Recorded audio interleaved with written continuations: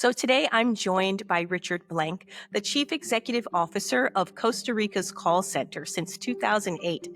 Richard's journey began with a foundation in communication and Spanish from the University of Arizona, but took an unexpected turn when at just 27 years old, he relocated to Costa Rica to train over 5,000 employees for one of the largest call centers in San Jose.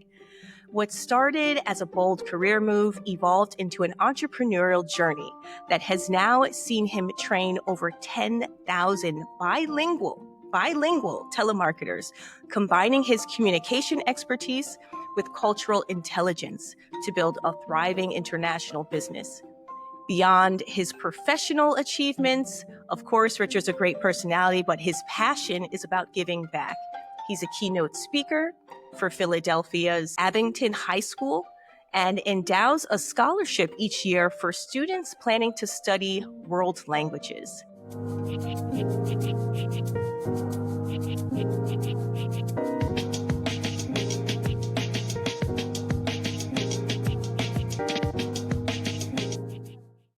Richard, welcome to the show.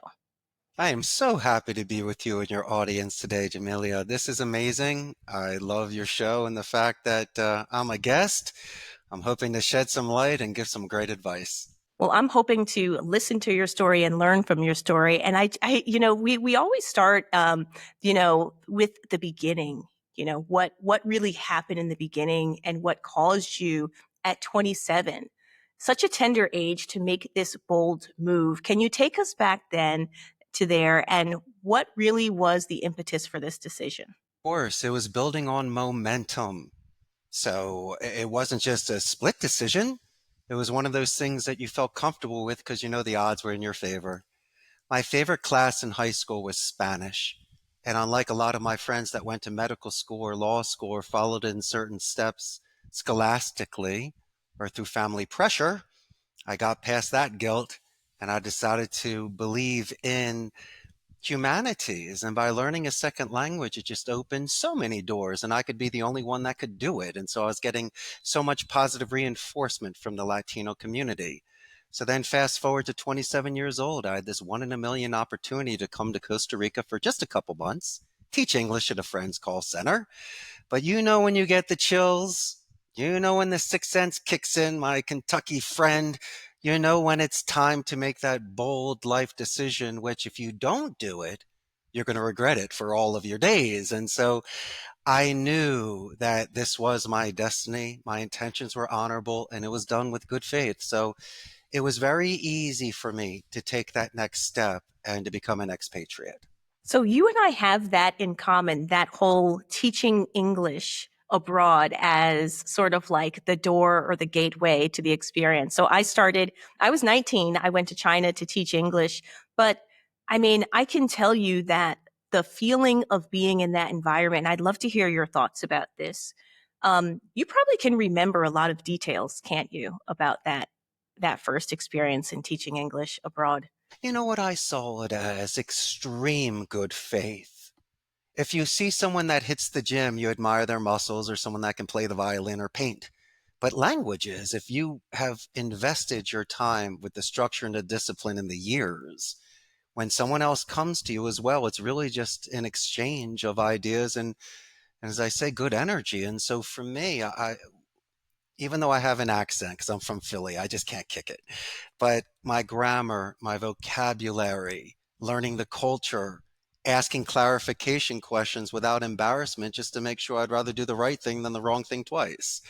And so I was able, like in football, to get a lot of first downs. I saw motion and I saw smiles when I would say something. It's a beautiful, as I mentioned before, when someone receives your energy and gives you that reinforcement, it just encouraged me to be more bold and to have more self-reliance and self-confidence. And slowly but surely, but it definitely adds upon itself. So that's what I felt. And it's a beautiful natural drug that you get just by feeling that sort of warmth and inclusion with other people. And so I know that all the world was a stage and that anytime I could just jump into this second language and enjoy myself. Out of all the skills, so we talked about communication skills. I want to talk about leadership skills because that's another gripe that I have coming from the corporate space where you see people in leadership roles, and you know what I'm about to say. They are not leaders. No, you went from employee to entrepreneur and leader of this massive call center. What was your biggest leadership lesson? And how did that change your approach if it did? Hands on, from the hockey coach that took their time to my Spanish teacher that balanced my bike to individuals that once again are there with you. So people can tell when someone's faking it a mile away. And so I think the market speaks. If nobody shows up, you remember hearing those stories about the Chuck E. Cheese birthday parties where the kids got 20 pizzas and no one shows up? Well, you have no friends, man. I mean, sometimes the market does speak. And so you could force somebody in a leadership position. You can scare people to having them being a leader, but there are certain organizations where people will be with you. I believe in circles. You might have a certain individual leading where it's going, but you're only as good as the person that is with you and vice versa. And so um, for me, I like there was a movie in the 70s called Slapshot. It was the Paul Newman movie. It was a great hockey movie. Anyway, Reggie was the coach, but also a player. And the generals that will sleep, eat, and fight with their people front line. And the ones that get their hands, those are the ones that become legends because the men see and they look to their left and they realize that person is in the rain with them and having the hardships with them. And so I don't want to be on this ivory tower. I know I've earned my position. I know that people might judge me on what happened on their last jobs with supervisors or bosses, and I say to them, not if, but when you own your own company, aren't you going to spend time with your people? But I was smart about it. I did a couple different tricks. I'm an old school gamer, so I collect pinball machines and air hockey tables. And so I've created a happy medium like recess in school. So instead of just being a pure boss, I get to hang out with people in an area to laugh and to joke and to compete. And then secondly, when people are coming in for interviews, besides giving me all the adjectives and playing the violin and singing the world, Jamilia, I'll ask you to turn your paper over and give me a couple paragraphs of a coming of age moment. I want to know when you beat up a bully or saved a kitten back in Kentucky. Why? So I can give you a nickname. I can see if you can zig and zag and be loosey goosey on the phone. So you're just not reading script. And when you're sad on a Wednesday when it's raining, I'm going to pick you up and tell you, I'm going to remind you when you were the champ, when you weren't the shy girl in your dancing class and you finally got in front of everybody and you did it for the first time and you shed some skin and you liberated yourself and you got to another level. And so those are the sort of things I'm exceptionally proud of people. I'm going to say it again, me today, you tomorrow. The greatest thing you could ever do is not have envy and just be proud of somebody. If they're having their moment, be there for them. I love that. I love that. And so many points there. I mean, I think one of the things that you said that resonates me is this idea of you're winning, but you want them to win too. And so it creates this relationship where their win is your win and your win is their win. It's boosting each other up. And once again, that's something I think has been lost today in this. So in Dubai, I'll speak about Dubai because when the world thinks of Dubai, they think of yachts, they think of parties, they think of a very sort of materialistic, superficial place. And without throwing Dubai under the bus, I'll say there's some truth to that, right? I'm gonna keep it real. There is some truth to that. Everyone wants to have the best car, the best house, the best spouse, right? Everything. And I think that we lose in all of that. We lose this idea that I can win and you can win too. I could be fabulous. You could be fabulous too. Right. And so for people who want to come here and get started, I think your story is so important because the way that you're doing it is about it's a human centric approach. Right. And then you're also putting the people first who you're working with, and that's creating the company culture.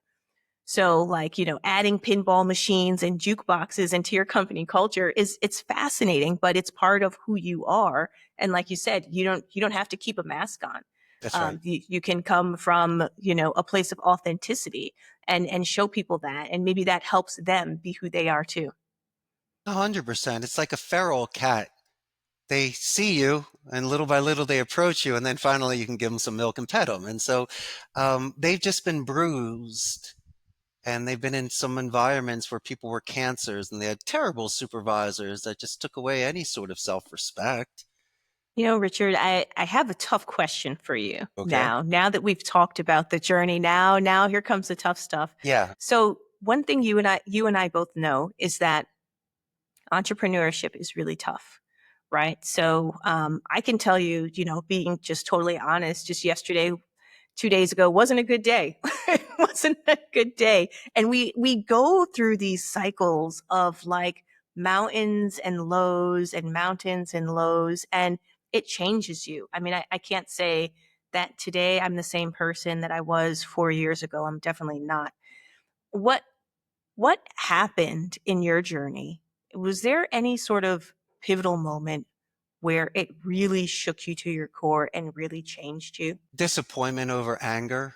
I had certain expectations in individuals that did not follow through. And so they might not have been as committed as I was, or things happen in life that are outside the office that I can't control. But the fact that I thought that my first employer would be with me for 20 years to get the watch and grow with the company, I'm foolish.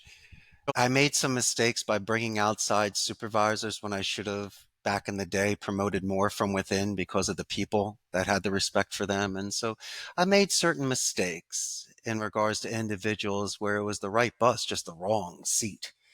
And so that was my issue in the beginning, especially as we mentioned, being an expat, a guest here, where I needed some home court advantage. I needed an attorney, the accountant, human resources, the individuals that, once again, my face man that could go out for me and purchase stuff. Because if you and I go out there, it's another 50%. We're gringos. And so it's not going to happen. I mean, they can see me a mile away. But I lost some innocence on that because I saw some people taking advantage. And I also, being bilingual, there are certain situations, Jamilia, where I would not let some people know initially that I spoke Spanish. Not all the time, and I don't play that game, but it's a good defense. Just to see if certain guys in Boys Town are up to no good and they're saying something bad about me. So I just want to make sure. But yeah, I mean, being an entrepreneur, how about this? I'd rather, loved and lost and not loved and all. What a great ride.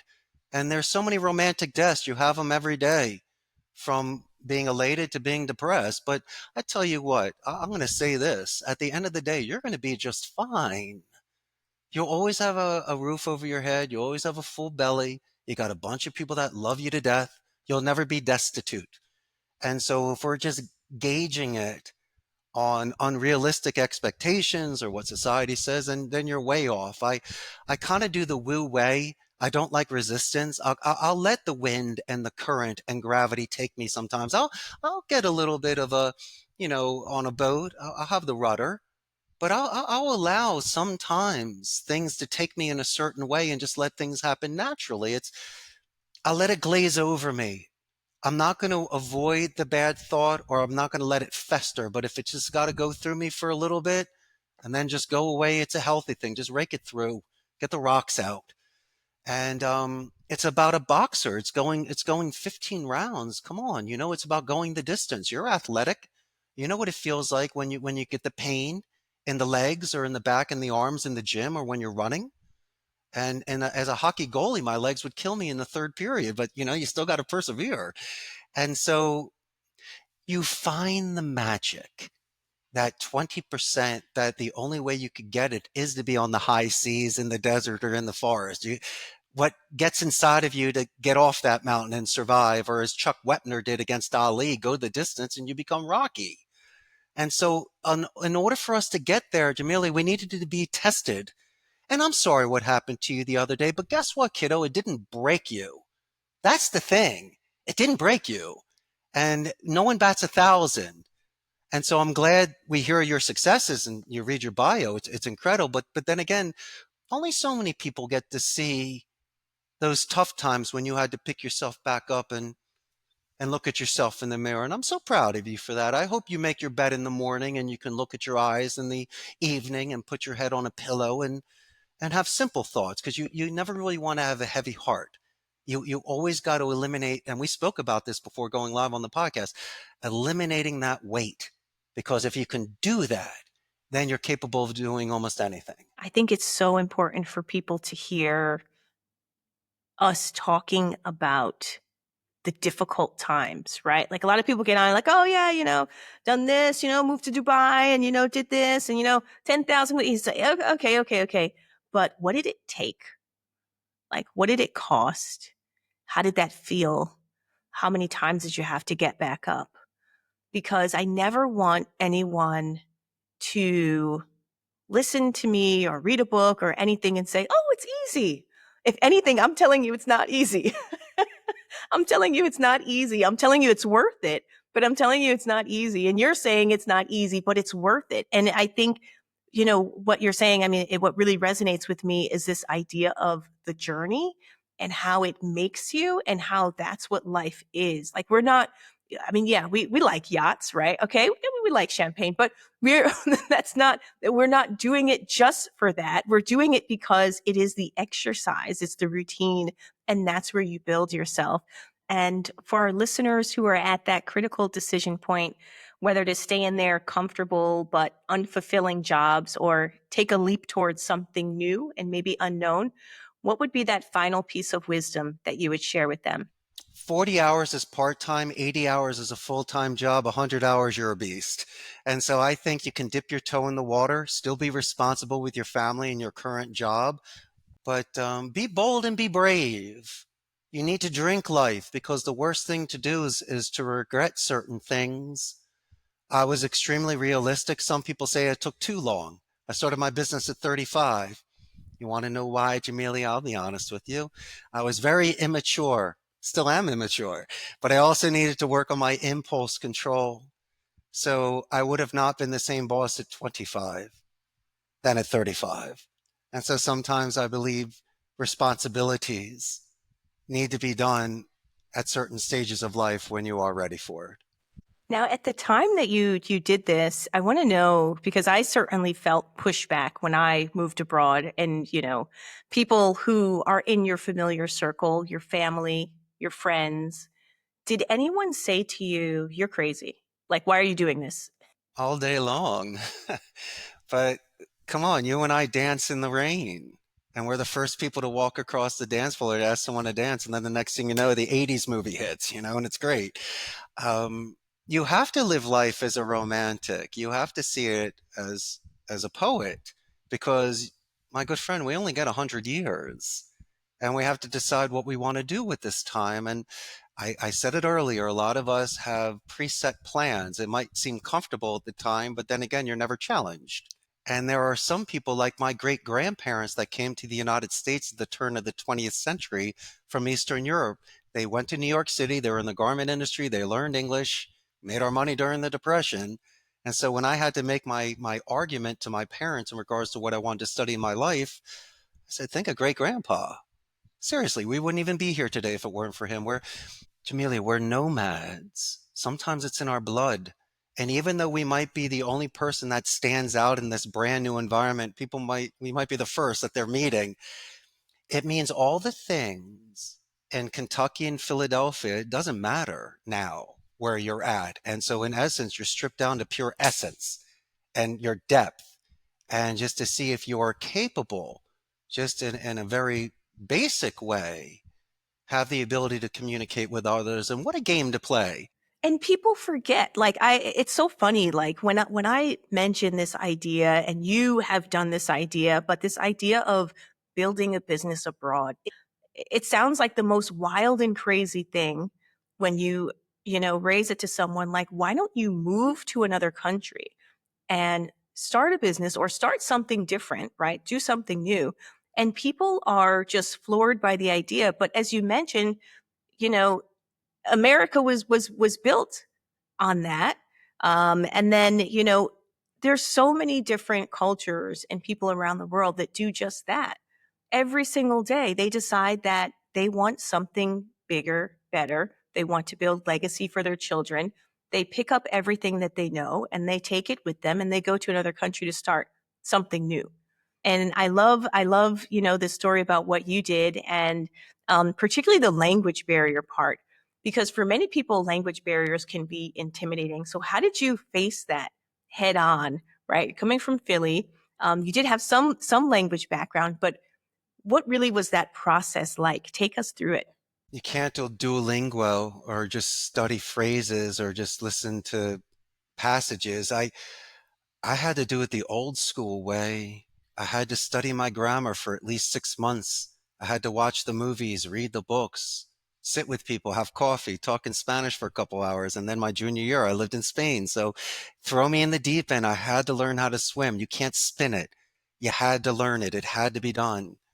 And so for me, it was very easy coming here because I just didn't start a bar or do something at the beach where I just took over something. When I was at my friend's center, I was there for 4 years.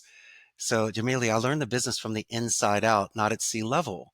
And the call center industry is, it's unique, but there's many different departments. And every time I learned retention and onboarding, human resources, SEO, you name it, it was like a graduate school. So instead of getting a job that might pay me a little bit more that had me stuck, I earned, simple money in Costa Rica just working my friend's center. But the experience I had, as you say, you took it with you. I learned something very unique. I never knew what a call center was. But I learned the number one lesson. People felt expendable. And I heard the gripes. And I realized that when you're in a cubicle making phone calls, it's like a soldier. You really have to extend empathy. And then I made a promise to myself, if I ever get the chance, a 1 in a million shot to start a company, the number one rule I would have is to give people their dignity. And it works. My industry does have a large rotation and attrition and a burnout rate, but that's not the point. There are some people that do this for a career. And so the more that you do quality assurance and you do coaching and you give them shout outs and you listen to what they do to improve on their skills, it's an excellent return on investment for the agents here, especially if you keep improving their English skills, which are soft skills, Jamelia, that they can use outside of the office. You mentioned empathy, and it's something that I've noticed that we really, as culture, post COVID, everyone's into social media. You get online, people can say what they want, they can say the most offensive things, and then somehow that transfers over in real life. Right, you see it all the time, and particularly when you get into situations when there are cultural differences. What is it about empathy that we're missing these days? The lack of stimulation. Ever since we moved to work from home compared to on site, I know there's benefits to it. People are saving money, time, and all this stuff, but they're not communicating. If you and I were sitting next to each other, we're high fiving all day, having pizza at lunch, in the arcade playing air hockey and Pac-Man. You're my best friend. That's how you make the job better. And me today, you tomorrow. And so that got taken away. And so a lot of their lives are done through likes or just omni-channel non-voice like texting, emails, and chat. I'm old school. I like to make phone calls, and these are the sort of things that you're going to miss the tell signs or the moment when you could have been there to congratulate or to console somebody during the best or worst times of their lives. And so we're missing those moments to make best friends or to pick yourself up when you're not feeling well. And so a lot of people use anonymity over the internet, which is fine. It's almost like writing that love letter anonymously. You have the shield, but you can say whatever you want. And that should be done like once in a life to tell a great story. It shouldn't be done all day, every day with everybody, where all you're doing is putting your best picture on Facebook compared to seeing you when you're not having your best day. That's In in real real life. life. That's the real person. And so I'm not saying you should show your worst moments, but then again, when you make yourself vulnerable, Jamelia, then you make yourself even more powerful, and you do know that. And so be selective of who you disclose things to. But if you're willing to trust somebody and share things about you that you're valuing someone's opinion, or you need to check yourself. That's a beautiful thing. Just some people today are just so insecure, and all they want to do is match what other people do. I don't like imitation. I like vibes and energy, because each one of us should not be a print. We should always be a painting. And you know that. I love that. We should always be a painting. And I think about like these five. So you started out with, training in an existing call center, 5,000 trainees, 5,000 Yes. people, 5,000 Mm. paintings, as you would Oh, yeah. say, right? It's not a small number. Expanding that to 10,000, how do you not lose that personal touch? I guess, firstly, as in leadership, as you're connecting with the people who you're responsible for, who you basically, in a way, you kind of report to because they're depending on Hmm. you, right? But then how do you pass that on to them so that when they're interacting with customers or with anyone really, with each other, that they also copy that energy and they take that on in their roles? I'm going to break it down two ways for you. When you have a wonderful artist that goes out and sings their heart out every night, it could be 100 times they sang that song, but it could be the first time that you heard it. It's almost like when you interact with someone with the handshake or the autograph, it's a good memory for them. You don't want to ruin your fans and how they admire you. And so what I wanted to do was I wanted to earn the respect of the people, because this is my wheelhouse. And so I didn't want to teach profanity or how to lie on the phone. What I wanted to do was to give balance and center and structure. So the first thing we did was, it's like the armor, the shield, and the sword. The first thing, before even stepping on the battlefield, we needed to have the psychology of this. We're not salesmen or saleswomen. I believe, and this is a great mantra, from an educated point of view, someone makes a decision. That should reduce an enormous amount of stress from you to try to force a hand or press an issue. Secondly, there's an adjustment of tone. You very much understand diplomacy and strategy. And so we use the thesaurus to expand on their similes. The best example to give is help. It evokes a defense. It's not the worst word, but I picture someone in quicksand saying, Jamilia, help me. I'd rather, depending on the stage of the relationship, saying assist, guide, and my favorite, lending a hand. Secondly, to readjust the tone is, instead of saying excuse me or I'm sorry, it's Jamilia, for my clarification. Was it A, B, C, or one, two, three? From time to time, my friend, we need to sacrifice pawns. It's okay. You can fall on a sword because your cell phone, your dog, or your kid is making noise. I can't hear you. But I will clean the spill and I'll pay for the bill. So you and I don't get in trouble. We're allowed back. And so sometimes you just got to step up to the plate and do the right thing. So instead of giving people pressure where they're thinking about what's the next rebuttal or quick line to use, no, it's a floating feather. You readjust tones. And my favorite bit of advice is the positive escalation. Your assistant, Sai, is that how you say their name? Who wrote me an email? That's Well, right. Yep. Suye, see ya. Suye. Yep. Okay, well, I'm giving a verbal positive escalation, letting you know that you have an amazing assistant. And so, and that is an incredible thing to do, because most people don't say this and they don't say it on your podcast live.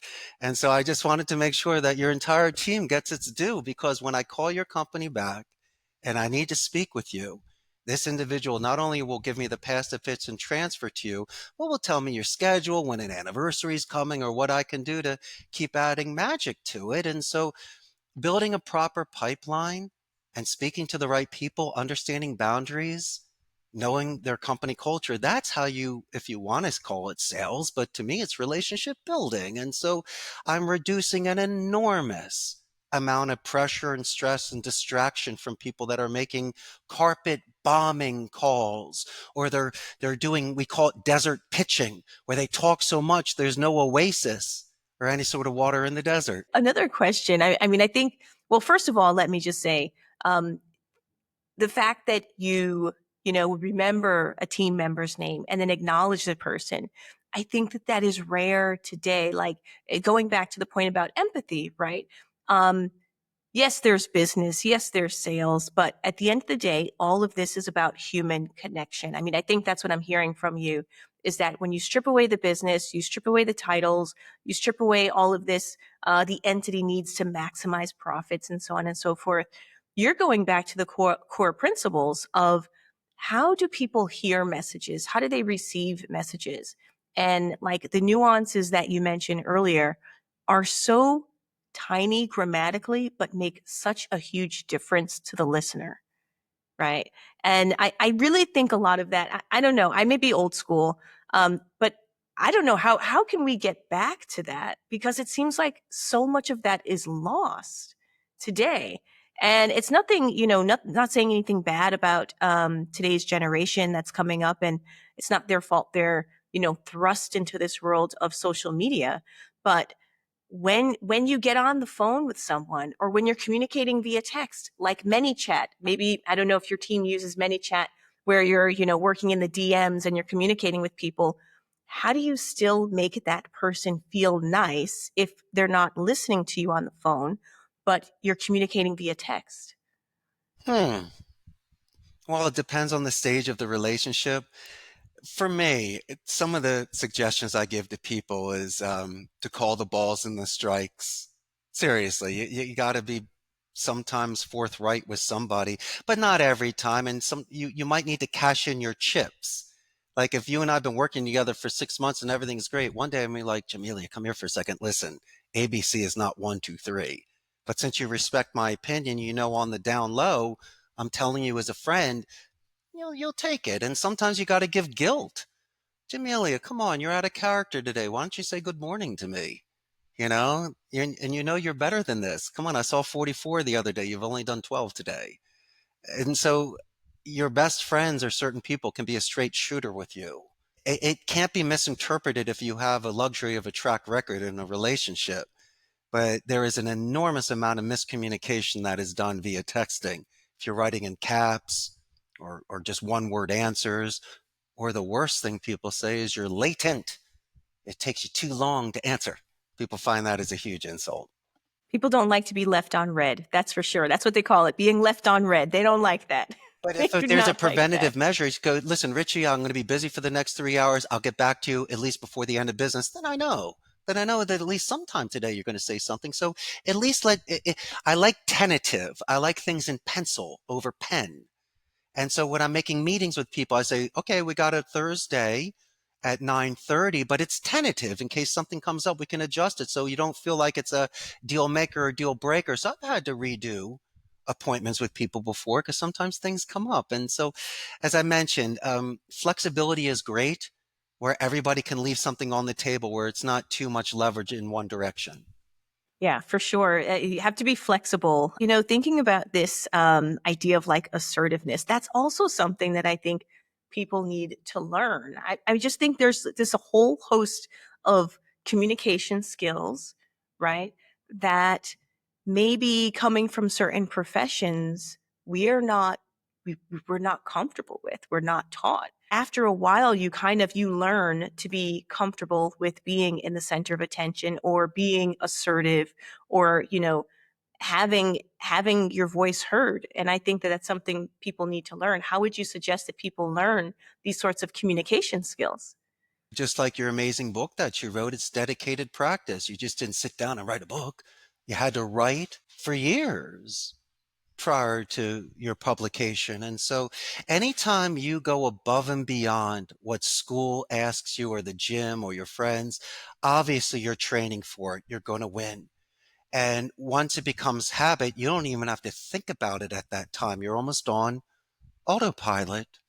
And so, fine, you might have a phobia of being in front of large groups, and people will give you suggestions about focusing on one person, or if it's face to face, looking in between the eyes. If someone's Medusa, sucking the energy out of you, but if they're positive, look in their eyes. And so, these are little things, and micro expression, reading, and mirror imaging, and all that stuff you've read and seen on TV, and just practice. Dance in the mirror. So then you're ready to go Friday night. I mean, that's the only way to become confident. Look at John Travolta in Saturday Night Fever. Half the movie is him practicing before he gets on the disco dance floor.